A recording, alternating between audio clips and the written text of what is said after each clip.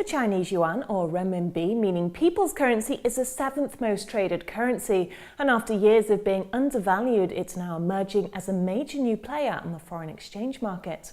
With me now is Mark Boleat, Policy Chairman at the City of London Corporation, to talk about the future of the Chinese yuan. Well, Mark, the yuan has always had a lot of potential, but it's been very inaccessible. How does it stand today? It's becoming more accessible as the Chinese economy grows, as China's trade with the rest of the world grows. More businesses need to be able to trade in the Chinese currency. A business now trading with China or wanting Chinese currency can get whatever it needs. It's been a pretty dramatic change over the last few years. It reflects what's happening in China. We're going to see more to come. So the seventh most used currency, surely this is just a reflection of China's massive population rather than being a globalized currency? It's a reflection of the size of the Chinese economy. It's not just the number of people, it's the output of the economy. And we know that China's economy is now very large. On some measures, it's even larger than America's, and it's growing very rapidly. Well, historically, it's been undervalued as much as 37.5% against its purchasing power. So how flexible is it today?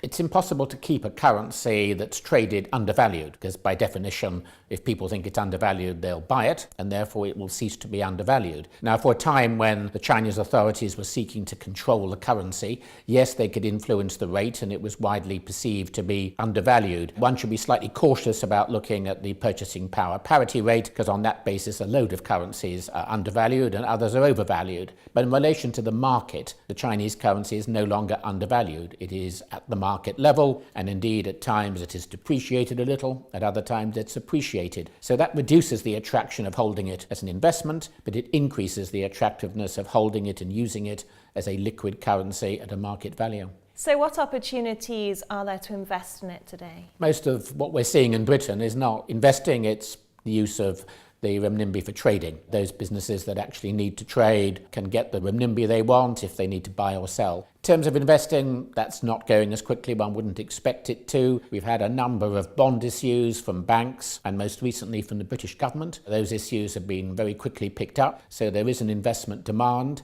We're going to see not just the British government but other governments wanting to hold renminbi in their portfolio of foreign exchange reserves. Businesses will want to hold some renminbi. We are going to see investment, but that's going to take a bit of time until people are more confident about investing in China and if they want to do so with Chinese currency. Do you think there's added risk considering the Chinese government's heavy-handed approach to fiscal and monetary policy? There's risk in investing in any currency, whether it's the euro, the dollar, sterling. Some of the concerns about China are really about the unpredictability still of the regulatory environment. Large number of businesses quoted on the Chinese stock exchanges are semi-government owned. So it isn't quite the market that we have in Britain. There isn't the same volume of authoritative research. There aren't the same number of investors. There isn't the same liquidity. So at the moment, China, the investment market is still pretty thin for the size of the economy. That is going to change pretty dramatically. We've recently had the Hong Kong-Shanghai Stock Connect, which makes it easier for institutions to invest in China. We've got a direct quota for investments from Britain. So we're seeing a lot of measures to open up the Chinese market. And I suspect over the next few years, you're going to see more investment offers in Britain of securities denominated in renminbi and securities traded predominantly in China. Well, London is at the heart of the offshore market for renminbi. So why London, and what's the opportunities for London and China? London is the biggest international financial centre in the world. In terms of foreign exchange, it's by far the largest market in the world. So it's natural that when you've got a currency that's being used increasingly, London is going to be where it's traded. More than that, the Chinese authorities wanted to see London develop as an offshore renminbi market. So did the British authorities.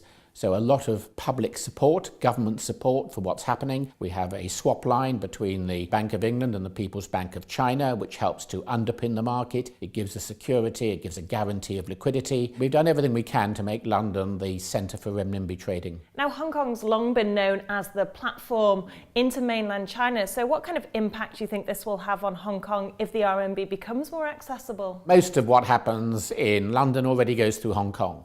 So we shouldn't see this as being a limited market for offshore renminbi facilities and that we're competing against Singapore and Hong Kong and Dubai and lots of other centres. We see a rapidly growing global market, and the more there is of trading of renminbi, for example, in Europe, the more there will be business coming through London. There are lots of implications for Hong Kong. as the Chinese financial markets open up, as Shanghai develops into a major financial center in its own right. But the one thing you can be certain about Hong Kong is that the people there are very entrepreneurial. They understand market developments as fast as anybody else, and they'll be seeking to secure their place in the growing market.